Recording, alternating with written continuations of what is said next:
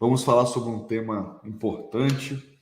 Ontem à noite choveu mensagens para mim sobre crise, né, da Evergrande. Novamente nesse tema, houve uma carta do Fed aí, há 2 dias atrás, falando sobre risco sistêmico, né? Se essa empresa quebrar, ela pode afetar outras empresas, inclusive outros países, outros mercados também. A gente vai falar um pouquinho sobre isso, né? É importante a gente avaliar o processo como um todo, né? Porque senão a gente vira torcedor e novamente, né, estaremos vendendo nossos bitcoins para depois comprar barato, comprar caro ao invés de comprar barato. Então, vamos avaliar, né, o contexto como um todo. Eu li algumas matérias, perguntei para alguns amigos também que trabalham mais na área internacional, né? Trabalhando com fundos de investimentos a nível internacional, o que o pessoal estava vendo, o que o pessoal estava analisando. E li algumas matérias também. E das matérias que eu li, eu achei interessante essa daqui, porque vai ao encontro do que alguns amigos meus tinham falado, tá? Tem uma parte dessa matéria aqui que fala o seguinte, que a empresa, né, a Evergrande, ela é grande demais, né? Ela é grande demais para que ela quebre, né? Então, possivelmente, caso haja necessidade, o governo chinês deve entrar no circuito, né? Deve entrar no circuito. Existe uma guerra de ego aí, né, entre China e Estados Unidos, e eu acredito que a China não vai querer se dar o luxo de ter uma crise igual a de 2008 que aconteceu nos Estados Unidos, ou pior do que a de 2008, e mostrar fraqueza junto aos seus outros pares a nível internacional. Esse é o primeiro ponto. Segundo ponto, né? No jargão econômico, aqui, ó, essa parte aqui, ó, que diz assim, ó, no jargão econômico, empresas como a Evergrande são conhecidas como grandes demais para quebrar, né? Do inglês too big to fail, né? Too big to fail. Uma vez que sua falência pode acarretar risco sistêmico para o sistema financeiro. Tem a questão também do sonho chinês, né? Hoje, em questão de moradia, desde ali da década de 90, aumentou muito a moradia de casas próprias. Mais ou menos uma média de 90% da população da China tem sua própria casa própria, é a maior do mundo. E tem uma questão cultural lá, porque quando os jovens chegam numa certa idade, para que eles possam pedir suas esposas em casamento, ele tem que ter uma casa. E existe uma defasagem lá, tem mais homens do que mulheres, tem uma defasagem, né? Então é um país que tem uma quantidade X de milhões a mais de homens do que de mulheres. Então falta mulheres e o homem que quer encontrar a sua parceira, quer encontrar quer casar, via de regra tem que ter casa. Muitas vezes o sonho, né, romântico, né, vai por água abaixo quando esse rapaz, né, não tem a sua própria casa. E aí existe um incentivo, né, dos pais de funcionar como se fosse um banco, né? E aí os pais funcionam como se fosse um banco para que ajude os filhos, né? Que é exatamente essa parte aqui, ó, banco, mamãe e papai, tá? Ó, devido à lei do filho único, recentemente relaxada, existe cerca de 30 milhões a mais de homens do que mulheres, procurando um parceiro na China, segundo dados oficiais mais recentes. Os pais chineses sabem que as chances de seus filhos se casarem aumentam se tiverem uma casa, né? Enfim, partindo desse pressuposto, partindo também que eu nunca vi uma crise pré-agendada, né? Hoje as grandes mídias, as grandes mídias vem falando constantemente dessa crise. Até ontem à noite, eu estava dando uma olhada no mercado futuro, a nível mundial, e não vi nada de anormal. Estava vendo quedas bem naturais, né? Inclusive, mercado futuro agora do S500, né? Tá com uma alta. Tá com uma alta aí, tá? Tá subindo, tá? Tá subindo. Teve uma altinha, teve aí duas quedinhas, normal, né? Depois de toda essa chapeletada aqui que ele deu de alta, uma correção normal, uma correção natural, Não vi nenhum crash, né? Não vi nenhum um crash. O SP500 VIX, que é o índice do medo, né? Quando você tem um crash no mercado, esse índice aqui normalmente ele sobe.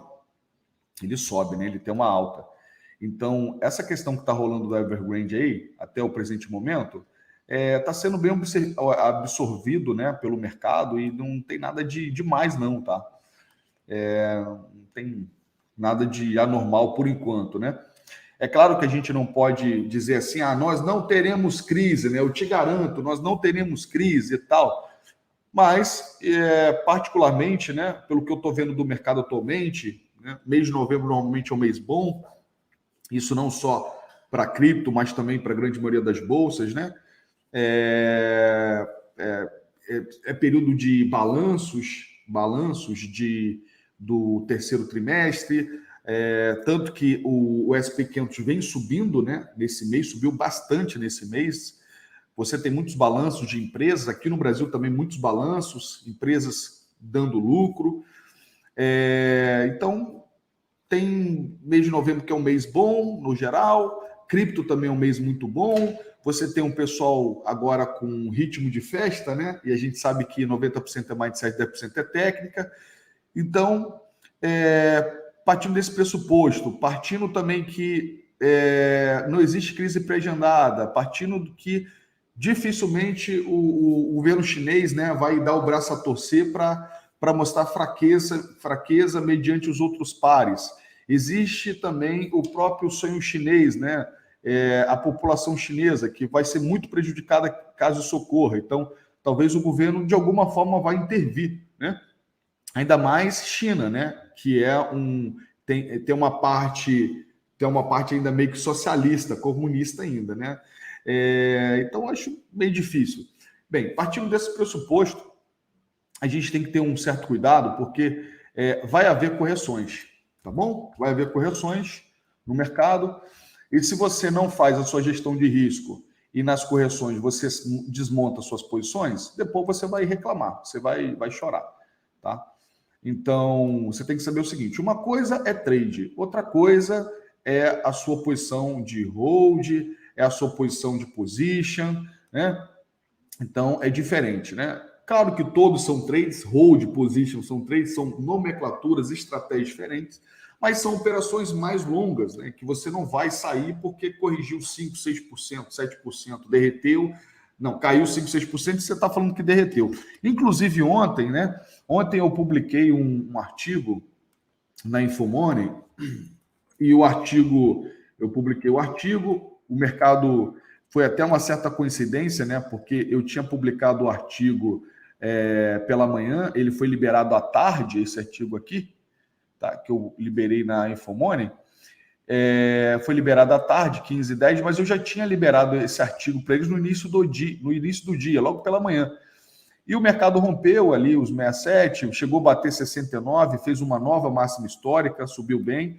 Mas aí depois teve algumas notícias, Evergrande, teve alguns ruídos do mercado, e o mercado teve uma correção. E aí eu vi algumas pessoas, né, inclusive debochando assim de mim, né, lá no Instagram, vou botar aqui no Instagram aqui, ó, e debochando, né, da matéria, falando aí errou mais uma vez e tal. Primeiro que não me conhece, né? Porque se me conhecesse, saberia que esse ano, graças a Deus, até agora não errei uma no Bitcoin, né? Então, primeiro que o cara não me conhece. Que se me conhecesse, saberia que nesse ano nós não erramos nenhuma. Isso eu não estou falando isso para me gabar. Em algum momento eu vou errar, porque eu não sou perfeito e é um mercado de probabilidade. Mas o professor é bastante conservador e é por isso que eu erro muito pouco, porque eu sou conservador, tá? E aqui nos comentários, eu vi muita gente assim debochando, tá? Vi muita gente assim debochando. Cadê os comentários? Não está aparecendo aqui os comentários para mim. Não está aparecendo. Mas, enfim, muita gente assim debochando, né? Falando besteira.